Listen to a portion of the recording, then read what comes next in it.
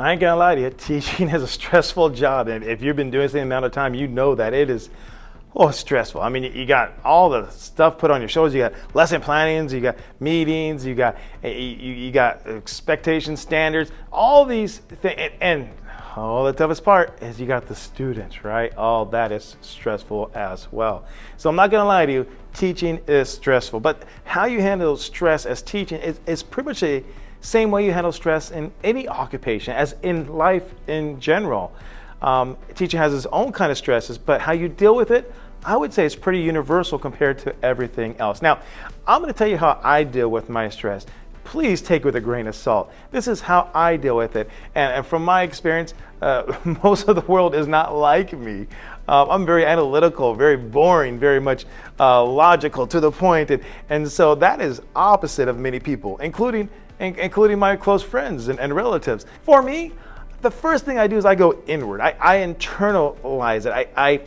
I go off to myself and I go through my own mental I think about it, by myself. I'm not one of the people that actually go talk about it with other people and vent. And don't get me wrong, I do that sometimes, obviously, but that's not my get-to thing. I go very internal. And to a lot of people, it could come across very negative, like I might be mad at them or something like that. But that's not it at all. It's just how I mentally process the information.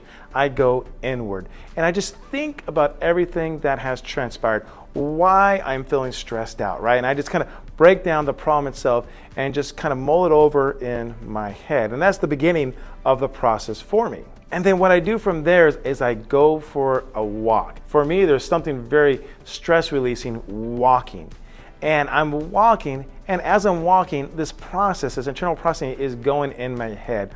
And to help me with that, I actually kind of look to people that have passed away in my life. And usually as I'm walking, I'll talk to my father that passed away, or my wife's dad that passed away, and I'll just kind of talking to him. It's a way of, I don't speak to other people, but I speak to my people that have passed away, people I loved, and to God. And I just basically say, hey, this is what's going on in my life. I am struggling right now. Please help me make sense of it. Please help me with these feelings. And I'll just walk, and I'll just walk, and I'll walk as I'm speaking, as I'm praying, as I'm asking for guidance and clearance. But it's a way for me to take what's internally going on and it comes out verbally. And as it comes out verbally, it helps the overall process for me. And then somewhere in there becomes a mindset difference. Somewhere in there becomes a shift in my thinking. Because initially that stressful situation is weighing me down. And then through the process of talking to my dad and my stepfather and God, it starts coming out. And then once that starts happening, I'm able to change my mindset. And it usually goes from feeling like a victim to feeling like a victor. Usually from feeling like I have, like I'm the one being punished, to the point where I start feeling more empowered. And that's an important mindset shift, because without that, I could be stuck in this horrible spot for a long time. So as I'm walking, as I'm praying, as I'm talking, suddenly this mindset starts to change. Then I take a emotional and mental step back, and I look at my problem in a big picture. What I mean by that is I believe we all have seasons in our life. How I was as a teenager is different than how I was as a kid, and how I was a teenager is different than how I was at 21, and then how I was 21 is different than how I am as a husband and a father. We have different seasons, and during different seasons come different problems, and during different seasons comes a different way of looking at things. And a lot of times I look at a problem and I think, okay, how is this really affecting my life? Is this just a temporary thing that I'm a season now of my life where these are going to be issues? I'll give you an example. When I was younger, I never was really too concerned about people around me passing away or having to take care of them.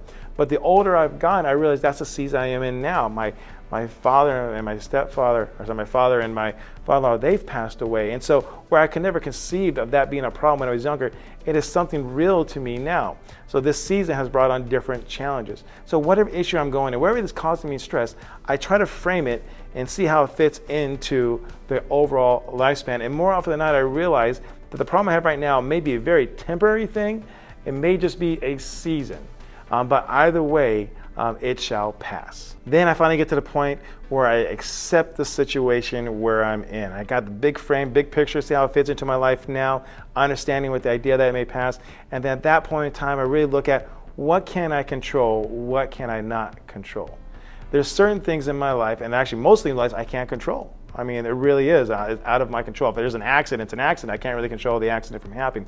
And so then I take a look at that. What can I actually influence? And the stuff that I cannot control or change, I learn to accept. I give it up to God, and I learn to accept where I'm at, the situation I'm in, and to know there's certain things I cannot change. But then on the other side of it, I take an honest look. What is my part in all of this? Because obviously there's such things happen, and no matter how out of control I may feel, no matter how much someone else might be pulling the strings, there is an aspect in which I can control. And so then I take responsibility for that.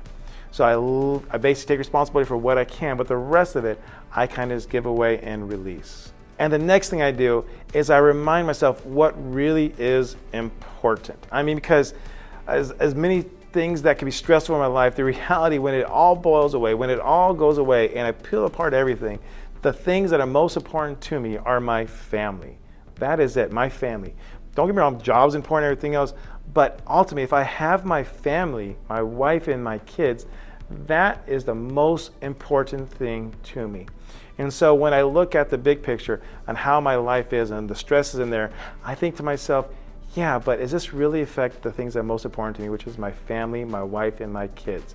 If it doesn't, then that helps me let go of the overall thing.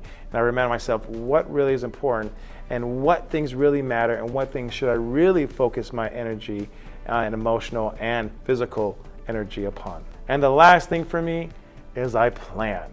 So I go through this whole process to kind of deal with my emotions, my thoughts, my feelings, and all that. And then when I finally come out of it on the other side, I always put a plan together. Now, not saying that plan's going to work, not saying that plan's a solution or everything, but it helps me kind of put a closure on that part of it. I put a plan together. So maybe it's something that happened at school. Maybe I got a bad review from a principal. I go through this process of all those feelings, all the thoughts, what I can't control, what I can't control. Talk to my parents, talk to my dad, and all that, and pray to God. And I go through all that process, and at the very end, I say, all right, what can I plan? What can I do differently next time? Or what can I put in place to avoid something like this happening again? And so I put a plan together. And that's how I bring closure to what's exactly affecting me. That's how I bring closure to my emotional struggle that's going on. Now, all of this, this could be, I did a real clean-cut version of it, right? But this could be a day process. This could be a week process. It could be a month process. By the time I finally go through all my feelings and thoughts and everything else.